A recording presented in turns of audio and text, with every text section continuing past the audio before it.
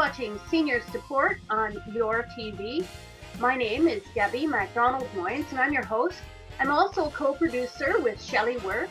I'm Executive Director of Prince Edward County Community Care for Seniors Association, and Shell-Lee is Executive Director of Community Care for South Hastings.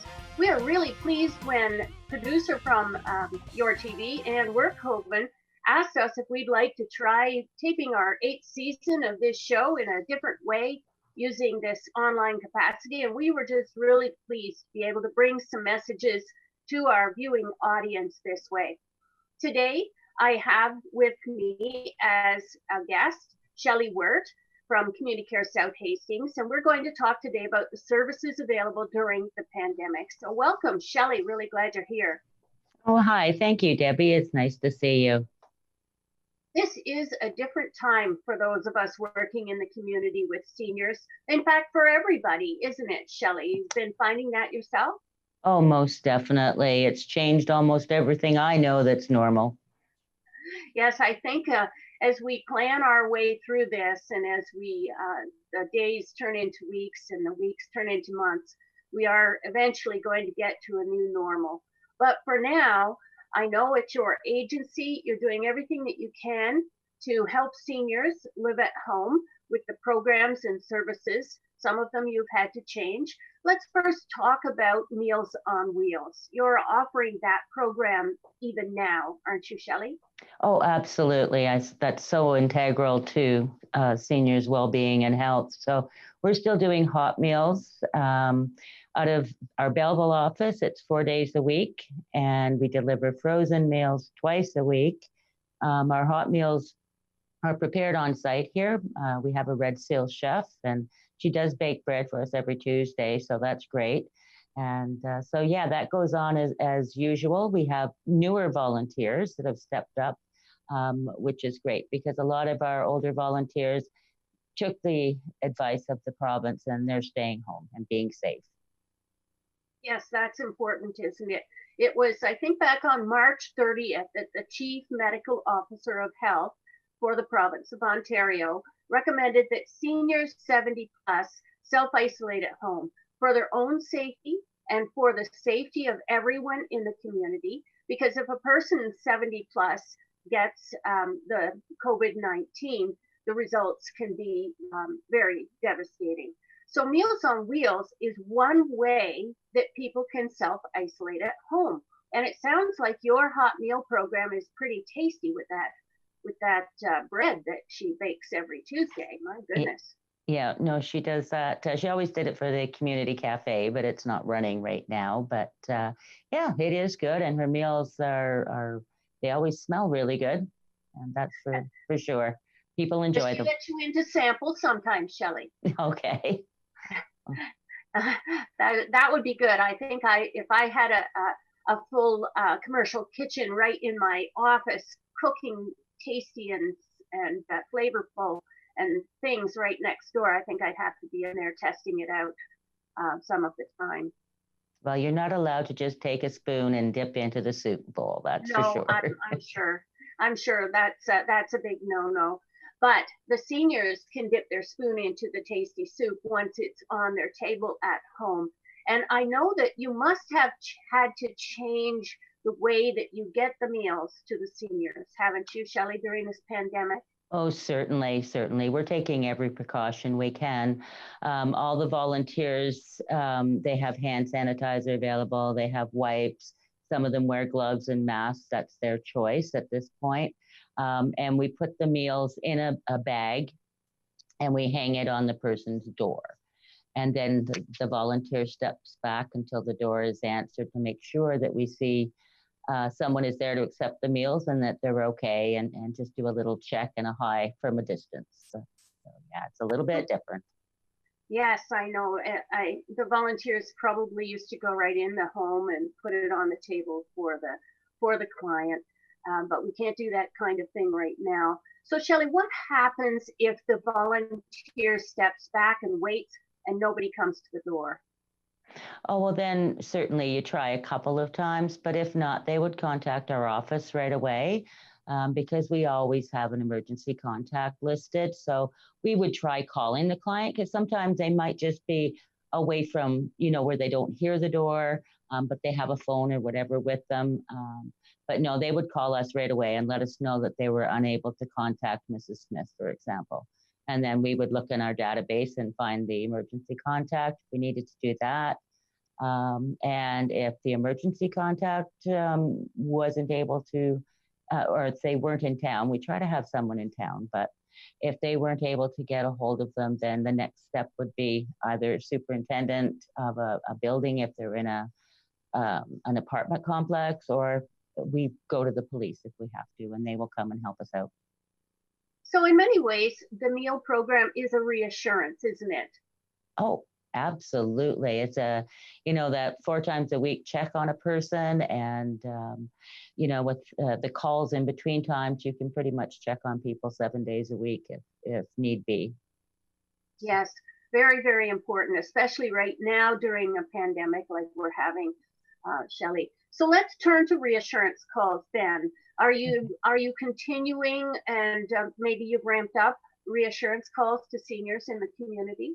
We're calling all of our regular clients that would like a call.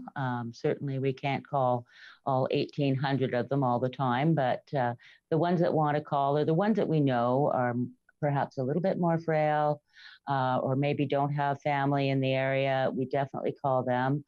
We call anywhere from 1 time per week to 7 times per week. It's up to the client what they would like to hear from us, because the staff will certainly still call people on the weekends as well.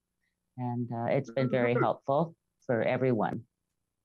So what else are you doing to help seniors stay self-isolated at home during this pandemic? The other services that you have on offer right now, Shell-Lee? Okay, so right now, as I mentioned, all the group sort of gatherings they're suspended until we get clearance to go forward with those, and those will probably be the last things that we open up. We're still doing some escorted transportation so all our dialysis patients still get to their dialysis treatments, and any essential medical appointments. Most things are closed, your therapeutic sorts of things, so we don't have those. But we've got about half a dozen of our younger drivers that are taking care of everything else for us. So yeah, it's just a matter of, and if somebody's got something urgent, we try to fit them in as quickly as we can. So that's one of the other things that we're doing.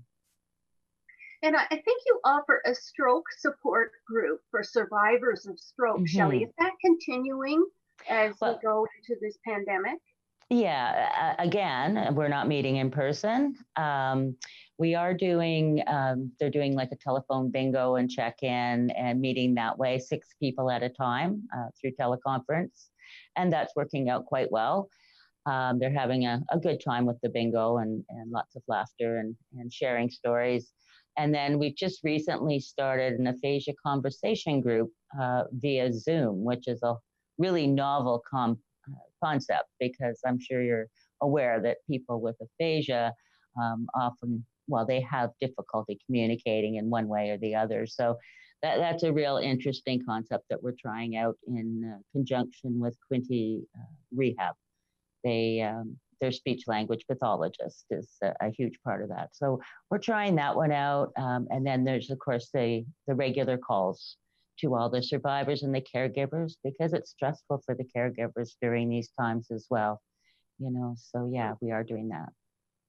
Sounds like you have the creative juices flowing there in your agency, Shell-Lee, so that you can adapt programs and services with this new reality of not being able to come together. It sounds like your clients and the caregivers are really benefiting from that. We're doing the best we can with what we've got, and depends on technology. Some people, some of the seniors are very adept at Zoom and Skype and Facebook and all those kinds of things. And so you can keep in touch that way. And we do a lot of emailing as well as telephoning. And I've got a very creative staff. They're just willing. We'll try anything once. Well, that's what you need in times like these.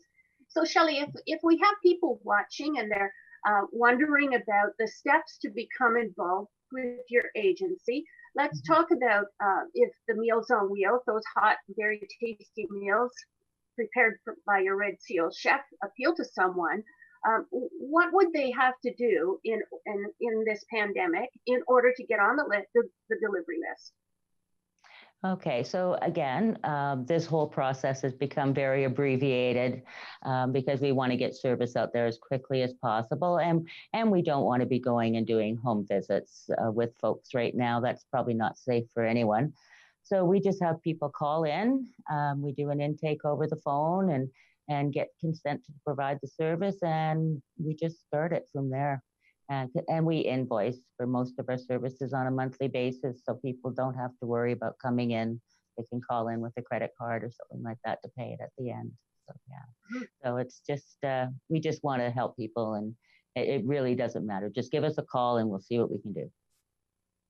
So that phone number will be on the bottom of the screen, and people can just call in, talk to your staff about the kinds of things that they need to live safely at home and self-isolate during this pandemic. I know you're also, for some of your clients, helping them with their groceries and other things that they're finding they need some help with. Yes, we're doing that. And we still have a few of our homemaking services in place because those are all self-employed individuals. So if they choose to go in and continue to provide some assistance with laundry and vacuuming and those kinds of things, or grocery shopping, they're still doing that. And of course, now we're entering the time of year where the lawn mowing and those sorts of things will start again. But everything is just, people are coached about safe distancing and how we can do things best with what we've got and how we can do it. And Shell-Lee, are you taking new volunteers? Sorry? Are you taking on new volunteers at this time? Oh, yes, we are. I'm sorry, Debbie. Yes, we are. And again, it's a very abbreviated process of checking references, getting a record check if we can. Some folks have one. If they've got a recent one, then we just do an attestation form and check some credible references, and you're good to go for now. We'll figure out the rest maybe later. Well, Shell-Lee, it sounds like the first step is for people to pick up the telephone, call your office, and talk to your staff about the programs and services that are available to seniors in your community and in South Hastings, and then they can get going with the programs that will help them live at home. Thank you so much for being with us today, Shell-Lee, and telling us about what you're doing right now during this COVID-19 pandemic. Thanks for being here today. Oh, thank you for having me, Debbie.